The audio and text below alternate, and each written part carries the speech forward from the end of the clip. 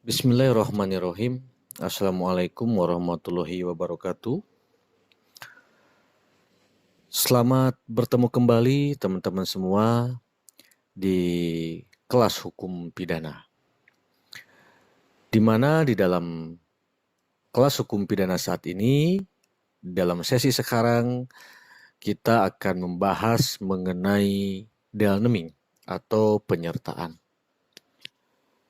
Nah, teman-teman semua, tentunya teman-teman sudah mengetahui dan sudah sangat paham ya tentang adanya peristiwa-peristiwa suatu tindak pidana yang mana terdapat beberapa pelaku ya, terdapat beberapa pelaku di dalam suatu kejadian tindak pidana. Nah, seiring terjadinya suatu peristiwa tindak pidana, tentunya teman-teman semua sering terjadi dan sering melihat terkait adanya pelaku-pelaku tindak pidana kejahatan ya, itu bervariasi, ada yang dilakukan oleh sendiri ya, ataupun dilakukan oleh lebih daripada satu orang. Bahkan ada juga yang dilakukan secara berkelompok atau terorganisir. Nah, sehingga dengan adanya suatu peristiwa tindak pidana yang dilakukan oleh lebih daripada satu orang tersebut, tentunya akan terlihat adanya aktor ya, intelektualisnya, atau akan adanya aktor intelektual yang mana yang mengendalikan ataupun yang mengatur tentang adanya suatu peristiwa atau akan dilakukannya suatu peristiwa tindak pidana. Nah, sehingga aktor ataupun daripada pelaku-pelaku penyerta di dalam tindak pidana ini tentunya akan terlihat ya pertanggungjawaban pidananya itu yang berbeda-beda. Bahkan hukumannya ya, tentunya dalam hal ini adalah hukum pidana akan berbeda-beda pula antara yang satu dengan pelaku yang lainnya. Nah, dengan adanya hal itu, tentunya teman-teman semua diperlukan adanya ajaran penyertaan atau disebut dalam bahasa Belandanya adalah dengan delneming. Ini yang akan kita bahas di dalam sesi kita kali ini.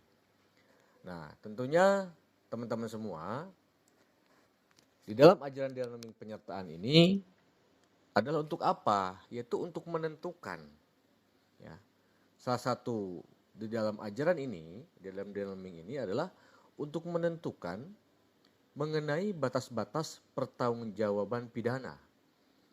Bagi siapa itu? Yaitu bagi masing-masing peserta atau pelaku daripada tindak pidana. Di dalam delneming atau penyertaan ya, atau turut serta, tentunya kita akan diawali dengan adanya suatu persamaan dulu ya. Persepsi kita satukan dulu, persamaan persepsi ini bahwa delneming atau penyertaan ini itu adalah terlibatnya lebih daripada satu orang dalam suatu tindak pidana ya. Nah, baik itu dilakukan sebelum peristiwa tindak pidana terjadi atau pada saat tindak pidana itu terjadi. Jadi perlu kita garis bawahi bahwa di dalam ajaran penyertaan atau delneming ini bahwa suatu peristiwa tindak pidana itu dilakukan atau pelakunya lebih daripada satu orang ya, atau adanya pihak lain yang terlibat di dalam suatu tindak pidana. Itu teman-teman sebagai pembuka ya, sebagai pembuka di dalam ajaran penyertaan delneming ini.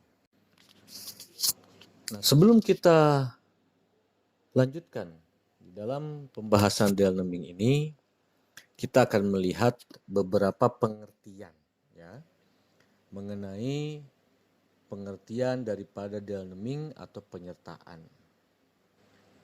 Nah, dalam beberapa pengertian tentunya kita lihat dulu ya teman-teman semua, apa sih yang akan kita capai di dalam pembahasan Delneming sesi kita kali ini ya, yaitu perlu kita ketahui bahwa pencapaian yang harus kita miliki ini di dalam sesi kita adalah untuk menguasai pengetahuan mengenai atau yang berkaitan dengan penyertaan atau Delneming. Ada siapa di situ yang terdapat di dalam pembahasan mengenai Delneming ini, teman-teman semua. Nah, tentunya kita akan melihat ada siapa yang berperan di sini. Nah, yang pertama, ya teman-teman kita akan mengetahui yaitu yang disebut dengan pleasure, ya, atau orang yang melakukan. Ya, pleasure ini yang pertama ini adalah orang yang melakukan. Yang kedua, teman-teman akan mengetahui yang keduanya adalah yang disebut dengan medeplechen atau disebut turut melakukan, ya, atau turut serta melakukan. Itu disebut sebagai medeplechen. Nah, kemudian yang ketiga, teman-teman juga akan mengetahui yang disebut dengan downpleasure atau orang yang menyuruh melakukan. Ya, orang yang menyuruh melakukan disebut sebagai downpleasure. Dan juga teman-teman akan mengetahui yang disebut dengan witloken atau yang menganjurkan. Nah, di dalam sesi kita kali ini, di dalam Delneming ini kita akan buka ya dengan pengertian yang mendasar dulu.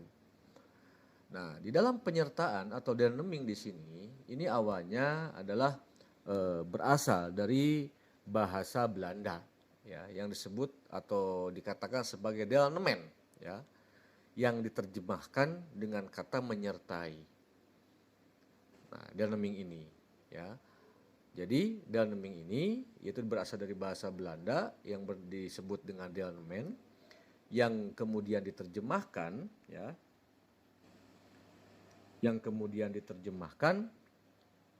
dengan istilah atau diartikan dengan menyertai atau mengambil bagian, semacam ada partisipasi ya seseorang di dalam suatu tindakan itu. Nah, teman-teman semua, apabila kita melihat di dalam pengertian atau penerjemahan daripada Delneming ini atau penyertaan ini, Profesor Mulyatno pernah menerjemahkan, ya, termasuk juga dari Utrecht, ya, menerjemahkan disebut sebagai turut serta. Nah, kemudian Satohid Kartanegara juga dalam kumpulan sari kuliahnya, ya, tentang hukum pidana tetap menggunakan kata istilah Delneming ini sebagai apa? Ya, yaitu dalam satu delik tersangkut beberapa orang atau lebih dari satu orang.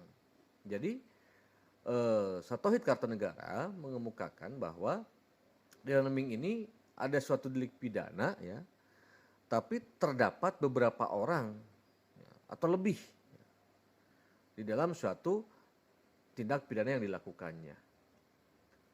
Kemudian juga Utrecht mengatakan bahwa pelajaran untuk turut serta justru dibuat untuk menuntut, nah berarti minta pertanggungjawaban di sini, untuk menuntut pertanggungjawaban mereka yang memungkinkan pembuat melakukan peristiwa pidana. Nah, biarpun perbuatan mereka itu sendiri tidak memuat anasir peristiwa tindak pidana itu, dengan adanya ajaran Delneming ini tentunya akan diminta pertanggungjawaban hukumnya. Biarpun mereka bukan pembuat, ya, hanya yang menyuruh saja, ya. Eksekutornya si X, si A menyuruh si X untuk membunuh si B seumpamanya. Nah, di sini kan yang menyuruh ini si A menyuruh si X untuk membunuh si B. Sedangkan yang melakukan atau sebagai eksekutornya adalah si X. Nah, bagaimana cara untuk melakukan permintaan pertanggungjawaban terhadap si A ini yang menyuruh ini? Inilah dibahas di dalam ajaran Delneming ini. Biarpun mereka bukan pembuat, ya, hanya sebagai aktor gitu ya, tapi bukan aktor film di sini tentunya, ya, sebagai aktor dalam suatu kejahatan. Nah, mereka ini tidak memuat anasir-anasir atau rumusan-rumusan peristiwa pidana. Namun mereka bertanggung jawab atas dilakukannya peristiwa pidana itu. Maka oleh karena tanpa turut sertanya mereka, sudah tentu peristiwa pidana itu tidak pernah terjadi, tidak akan terjadi. Ya. Nah, hal-hal inilah yang kita akan ulas di dalam sesi kita kali ini. Ini sebagai sesi awal, yaitu di dalam pengertian dulu. Kemudian di dalam ajaran penyertaan pun ya, ada buah pikiran dari Van Verbach ya, mengenai adanya dua hal. Ya, dari Van Verbach adanya dua hal mengenai Delneming ataupun dikatakan penyerta ini. Van Verbach ini merupakan sarjana hukum dari Jerman ya, yang mana Van Verbach yaitu memiliki buah pikir tentang adanya peristiwa-peristiwa tindak pidana yang terjadi yang dilakukan oleh lebih daripada satu orang. Jadi kalau kita istilahkan, Van Verbach ini merupakan pencetus lah, perumus ya, yang memiliki pola pikir untuk adanya suatu perbuatan melawan hukum yang dilakukan oleh penyerta ini agar dapat sanksi pemidanaan, agar dapat dihukum gitu. Nah, Van Verbach mengenal dengan adanya penyerta ini ya, di dirinya menyebutkan ada dua jenis peserta di dalam Delneming ini, atau di dalam ajaran penyertaan ini, menurut buah pikiran daripada Van Verbach. Nah, yang pertama menurut Van Verbach ini ya, jenis peserta ini, yang pertama, peserta pertama itu yaitu orang yang memiliki atau orang yang melakukan inisiatif atau inisiator ya. Orang yang memiliki inisiator, orang yang memiliki inisiatif, orang yang memiliki buah pikir untuk melakukan suatu tindak pidana ya. Nah, buah pikir ini atau orangnya ini disebut sebagai autores atau urhaber ya, yang mana mereka yang langsung berusaha terjadinya peristiwa pidana. Nah, yang memiliki inisiatif atau inisiator ini di dalam kelompok yang pertama ini, Van Verbach mengelompokkan ada 4 pelaku di dalam jenis yang atau peserta yang pertama ini ya, yang memiliki inisiator. Yang pertama adalah yang disebut sebagai pleger atau yang melakukan. Yang kedua adalah downpleger yang menyuruh melakukan. Yang ketiga adalah medepleger yang turut melakukan. Dan yang keempatnya yaitu yang membujuk yang disebut sebagai witlocker. Ini jenis peserta yang pertama yang dikatakan oleh Van Verbach. Kemudian jenis peserta yang kedua menurut Van Verbach, bahwa mereka yang hanya membantu usaha yang dilakukan ya, oleh mereka ini atau disebut sebagai pelaku yang tidak langsung, yaitu orang yang membantu atau disebut sebagai medepleg ya, ataupun juga gehilf yang disebutnya. Jadi mereka yang tidak langsung berusaha atau orang yang membantu saja untuk melakukan suatu peristiwa tindak pidana. Ini dua kelompok peserta yang dikatakan oleh Van Verbach ya, di dalam ajaran penyertaan.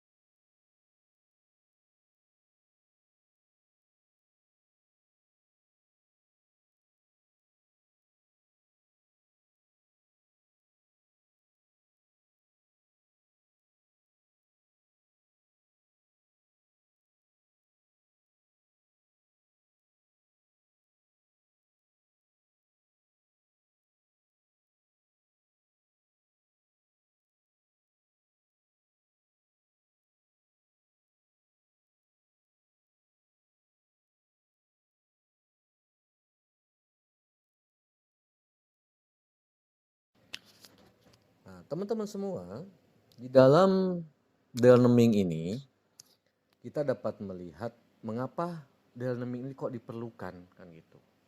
Kan timbul pertanyaan, mengapa sih Delneming ini diperlukan dalam suatu rumusan ya, ataupun dalam pemberian sanksi bagi si pembuat atau si orang yang melakukan turut serta ini. Mengapa Delneming diperlukan? Penyertaan kenapa diperlukan bagi mereka-mereka yang dibahas di dalam ilmu hukum ini. Nah, ada beberapa hal ya, yang perlu kita ketahui bahwa Delneming ini diperlukan itu yaitu agar terhadap mereka-mereka yang memenuhi seluruh unsur tindak pidana ini dapat diminta pertanggungjawaban. Ya, supaya ada pertanggungjawaban pidananya. Ini alasan kenapa Delneming diperlukan, agar adanya proses penghukuman atau proses permintaan pertanggungjawaban kepada mereka-mereka yang melakukan, ya, yang telah memenuhi seluruh unsur tindak pidana, pelaku tindak pidana. Nah, dalam artian di sini kan tadi sudah dikupas di mundur ke belakang ya tentang adanya si A sebagai inisiator menyuruh si B untuk membunuh si X. Nah, eksekutornya di sini kan si B, yang punya keinginan adalah si A. Nah, bagaimana hukum pidana ini dapat menghukum si orang yang memenuhi seluruh unsur tindak pidana ini, padahal dia tidak ada kepentingan dengan si X, ya, hingga nyawanya si X ini bisa hilang karena hanya atas dasar daripada adanya permintaan ataupun inisiator daripada si A. Nah, ini agar ada penghukuman bagi mereka. Kemudian untuk memberikan penghukuman agar supaya ada proses penghukuman, ada suatu penghukuman kepada mereka-mereka yang melakukan suatu tindak pidana ini, yang dalam satu tindak pidana itu dilakukan oleh lebih daripada satu orang. Sedangkan mereka-mereka ini ada perannya masing-masing yang tidak memenuhi seluruh unsur delik. Contoh tadi, ya, si A nyuruh si B untuk membunuh si X, ataupun untuk mengambil daripada barang punya si X. Kemudian supaya dapat mengambil barang ataupun juga membunuh si X tadi, harus ada peran pihak lain, seumpamanya muncul si C yang mengawasi lingkungan, ya. Padahal dia kan pasif tuh, hanya mengawasi saja, hanya jadi CCTV saja. Akan memberikan kode bila mana ada orang, seumpamanya. Ada juga yang membukakan pintu rumah, ya, hingga apa yang diinginkan oleh si A kemudian dengan eksekutornya si B ini dapat realisasi. Ini kan ada beberapa peran. Nah, disinilah diperlukan mengenai Delneming ini. Kemudian yang berikutnya, ya, kenapa Delneming ini diperlukan adalah sebagai bentuk, ya, agar mencari bentuk pertanggungjawaban pidana bagi orang-orang atau mereka-mereka yang terlibat dalam delik pidana itu. Berapa ancaman hukumannya, apa sanksi harus diberikannya, apakah harus sesuai dengan pembuat tindak pidana yang telah terpenuhi unsurnya. Nah, ini ditentukan, ya. Kenapa Delneming diperlukan? Kemudian kita melihat sifat daripada Delneming atau sifat daripada penyertaan. Di sini baik Simon, Van Hattem, Hazewin Kasuringa pada intinya menyampaikan sifat penyertaan ini adalah sebagai dasar perluasan, ya, sebagai dasar perluasan agar dapat dipidananya seseorang, ya, meskipun tidak memenuhi seluruh unsur tindak pidana. Jadi Simon Van Hattem Hazewin Kasuringa ini melihat sifat penyertaan ini, yaitu untuk apa? Untuk dapat dihukumnya seseorang, ya, yang tidak memenuhi seluruh unsur tindak pidana. Kemudian sifat yang berikutnya dari penyertaan ini, ajaran Delneming ini dibuat itu adalah untuk menghukum mereka yang tidak memenuhi seluruh unsur delik. Jadi yang deliknya tidak selesai, ya. Yang perbuatan pidananya tidak selesai. Nah, ini di dalam sifat penyertaan ditentukan. Ada juga yang dia diajak kerjasama, tapi dia tidak melakukan. Apakah dapat diminta pertanggungjawaban pidananya? Ya, karena niatnya terhenti oleh dirinya sendiri, bukan oleh orang lain. Gitu ya. Ini berbeda gitu. Nah, seperti halnya pembahasan di dalam pertemuan sesi yang sebelumnya, ya, tentang perbuatan melawan hukum. Kemudian sifat penyertaan berikutnya, tanpa adanya kontribusi dari mereka, ya, dari orang-orang ini, kelompok-kelompok orang-orang ini, maka peristiwa itu tidak akan terjadi. Tadi si A punya keinginan untuk melakukan suatu tindak pidana dengan korban si X, dia meminta bantuan kepada si B, minta bantuan kepada si C. Supaya apa? Supaya terrealisasi. Jadi tanpa adanya si B, si C, si D ini, apa yang menjadi keinginan daripada si intelektual dader ini, ya, si aktor ini tidak akan terrealisasi. Nah, ini salah satunya atau diantaranya sifat daripada Delneming atau sifat daripada penyertaan. Nah, dengan ajaran Delneming ini, tentunya kita dapat melihat, ya, di dalam pasal 55, ya, teman-teman semua. Di dalam pasal 55, pasal 56, pasal 57, Kitab Undang-Undang Hukum Pidana, yaitu Undang-Undang Nomor 1 Tahun 1946, ya, yang ditetapkan dan diundangkan, Kitab Undang-Undang Hukum Pidana kita ini, yaitu ditetapkan dan diundangkan tanggal 26 Februari tahun 1946. Dalam bab 5, di sini dijelaskan, bahwa di dalam pasal 55 di sini dijelaskan bahwa dipidana sebagai pembuat atau dader atau disebut sebagai dipidana sebagai pelaku daripada tindak pidana. Di dalam ayat 1-nya, ya, ayat 1 ke 1 disebutkan bahwa mereka yang melakukan, ya, berarti dipidana nih sebagai pembuat atau dader suatu perbuatan pidana atau sebagai pelaku tindak pidana. Mereka yang melakukan, yang menyuruh melakukan, dan yang terus serta melakukan perbuatan. Ini dalam pasal 55 ayat 1 ke 1. Ya.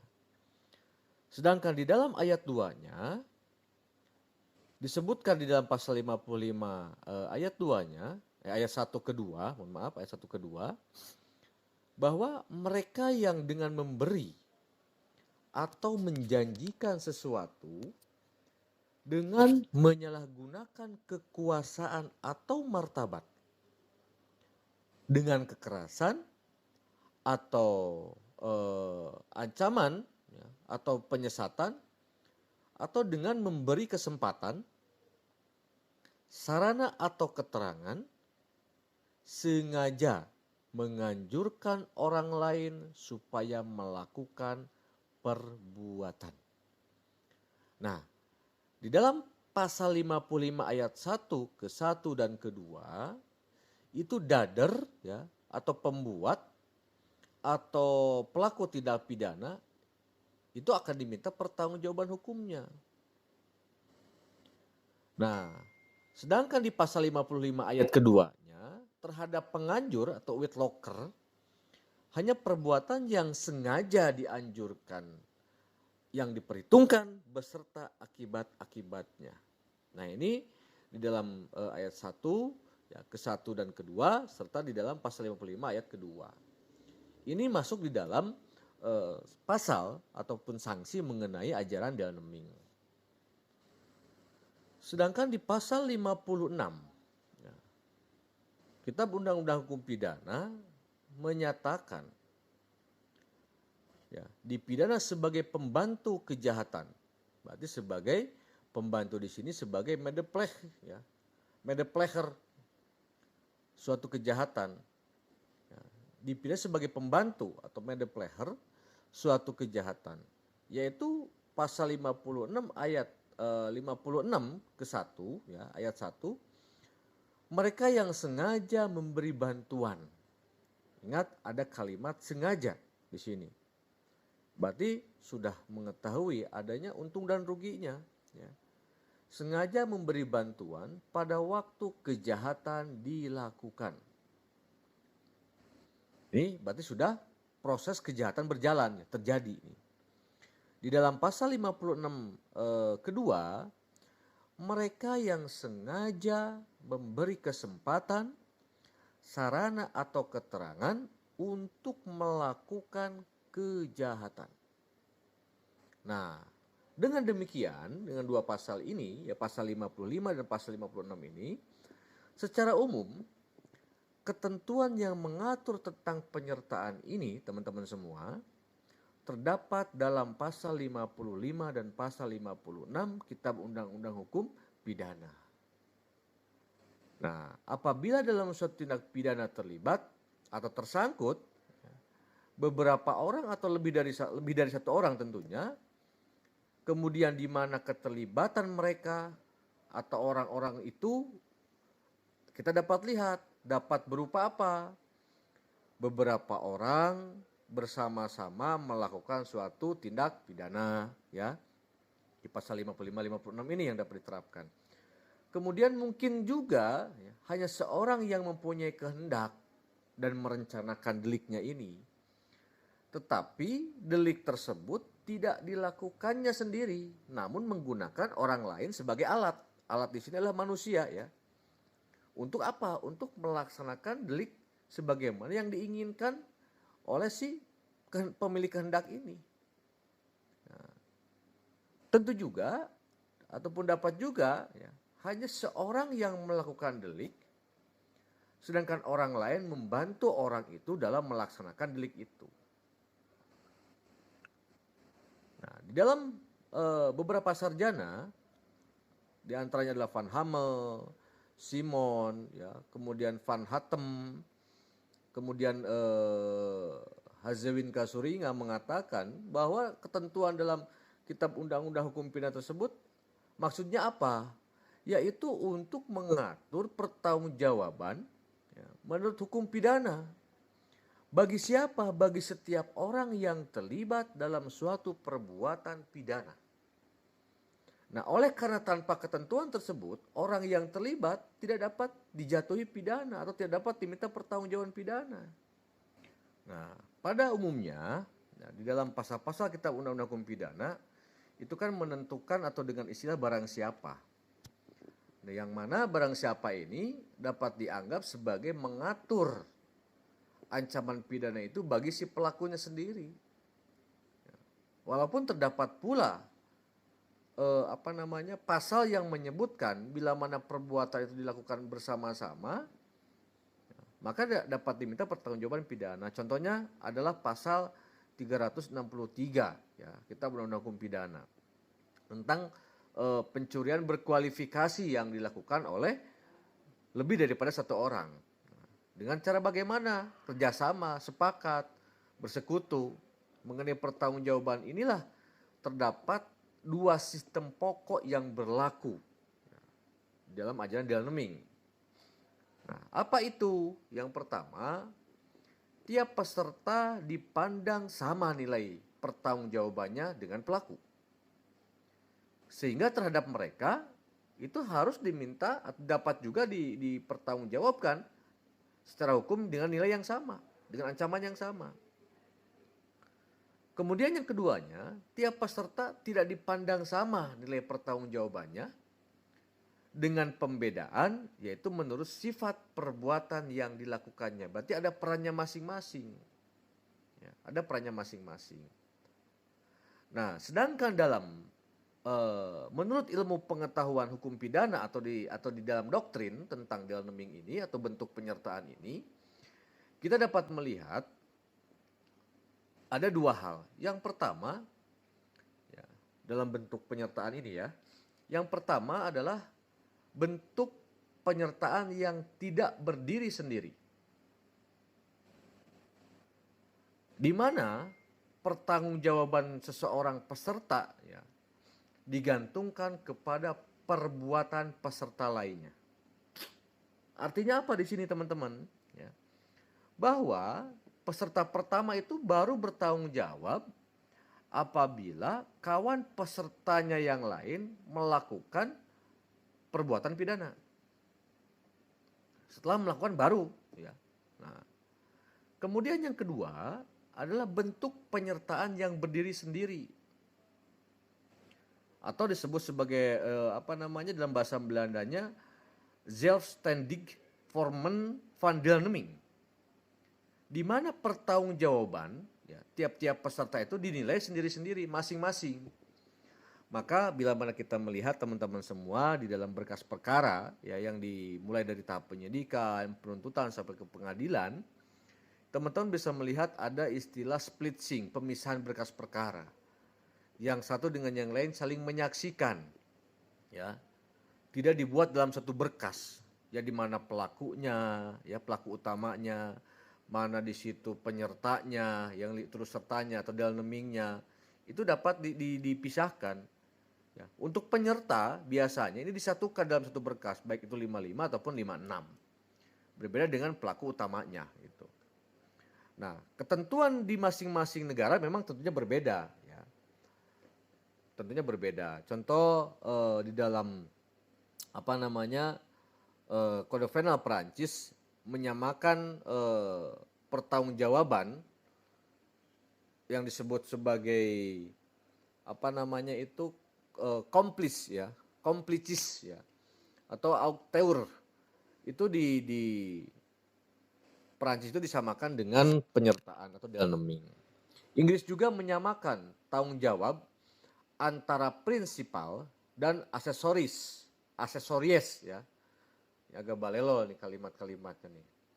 Nah, kemudian Profesor Mulyatno juga melihat bahwa Kitab Undang-Undang Hukum Pidana di Indonesia ini mengikuti sistem campuran. Ya. Mengikuti sistem campuran. Dalam hal ini dengan cara mengelompokkan peserta di dalam pasal 55 Kitab Undang-Undang Hukum Pidana. Yaitu apa? Dipidana sebagai dader atau pelaku, ya. Kemudian di pasal 56-nya yaitu dipidana sebagai pembantu, medepleger.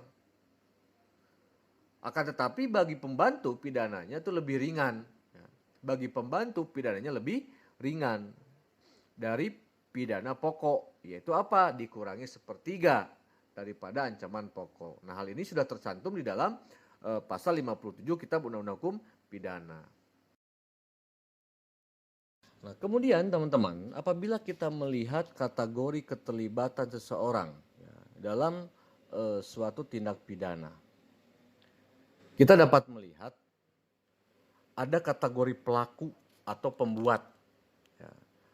Di sini kita dapat melihat yang pertama, mana sih yang dijadikan kelompok kategori pelaku atau pembuat ini. Yang pertama adalah kelompok pleger atau yang melakukan atau sebagai pelakunya. Ya. Kemudian yang keduanya, yang kategori pelaku atau pembuat ini adalah yang menyuruh melakukan atau downplayer. Yang ketiga adalah yang turut melakukan atau disebut sebagai medepleger. Dan yang keempat yang menganjurkan atau menggerakkan orang untuk melakukan, yaitu disebut sebagai witlocker. Nah, ini kategori pelaku atau pembuat. Ya. Sedangkan mana kategori yang dikatakan sebagai kelompok kategori pembantu? Yang kategori pembantu yaitu yang membantu melakukan, ya, atau disebut sebagai pembantu di sini adalah medepleg, ya, medeplechting, medeplechtig gitu ya, bahasa Belandanya agak susah juga nih dibacanya nih. Ya. Yang mana kategori pembantu ini pada saat dan sebelum kejahatan dilakukan mereka tuh sudah aktif, baik itu pada saat dilakukan, ya, ataupun sebelum kejahatan dilakukan. Kita dapat melihat di dalam pasal 56 dan pasal 57, ya, tentunya di dalam Kitab Undang-Undang Hukum Pidana. Nah, terhadap para pembuat, ya, kelompok yang pertama tadi, di dalam kategori pelaku atau pembuat tadi, terhadap orang, ya, terhadap orangnya disebut sebagai pembuat pelaksana. Ada yang disebut sebagai plager atau disebut sebagai dader of dur, ya. Itu di dalam pasal 55 terkait pengelompokan daripada pembuat. Atau juga tadi disebutkan di dalam pengelompokan, ya, kategori pelaku atau pembuat ada don pleger yang menyuruh melakukan, ya, don pleger, atau juga disebut dengan pembuat penyuruh, ya, atau don plegen. Ya, don pleger dan don plegen. Kalau don pleger itu yang menyuruh melakukan, kalau pembuat penyuruh atau don pleger atau disebut sebagai manus domina, ya, atau disebut sebagai manus domina. Kemudian juga di dalam penjelasan, ya, mengenai kategori pembantu. Tentunya di sini kita dapat membedakan. Jadi pemberi pembantu ini ada pemberi bantuan pada saat pelaksanaan kejahatan dan ada pemberian bantuan sebelum pelaksanaan kejahatan. Nah, hal ini dirumuskan di dalam pasal 55, ya, tentang kaitan dengan deal naming. Dengan melihat rumusan di dalam pasal 55 Kitab Undang-Undang Hukum Pidana, tentunya teman-teman sudah mengetahui, ya, sudah mengetahui adanya dader, ada pleger, ada plegen, ya. Menurut kesimpulan prasarjana ini bahwa istilah dengan pengertian yang sama itu dirumuskan juga oleh Van Hatem, ya, merumuskan dader, ya, yaitu orang yang memenuhi rumusan delik atau orang yang memenuhi semua unsur dan rumusan delik. Nah, kemudian terhadap pendapat-pendapat apakah mereka yang turut serta itu dianggap sebagai pelaku ataukah mereka itu harus dipidana sebagai pelaku. Nah, secara praktisnya sebenarnya sama saja, ya. Dan memang maksudnya itu menyangkut pertanggungjawaban hukum dalam hukum pidana. Sebelum tahun 1932, Hugred, ya, berpendapat bahwa peserta bukanlah pelaku. Pada saat itu Hugred, ya, hanya mereka itu dipidana sebagai pelaku sampai dengan maksimumnya. Tetapi sejak tahun 1932, Hugred berpendapat bahwa peserta yang disebut sebagai peserta adalah pelaku.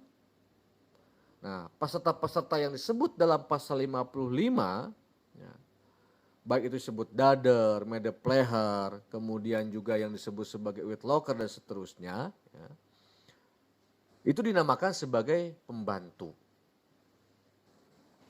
Nah, sedangkan peserta dalam pasal 55 Kitab Undang-Undang Hukum Pidana ini dapat diterangkan secara singkat, ya, tentunya, yaitu sesuai dengan memori van toelichting atau sebagai memori penjelasan atau di dalam memori penjelasan yang disebut sebagai peserta ini yang pertama adalah mereka yang melakukan. Ya, mereka yang melakukan atau disebut sebagai plegen. Nah, mereka yang melakukan ini tentunya sudah dirumuskan di dalam buku 2 dan buku 3 Kitab Undang-Undang Hukum Pidana. Di sini disebutkan. Kemudian yang kedua adalah mereka yang melakukan perbuatan tetapi tidak secara pribadi melainkan dengan perantaraan orang lain.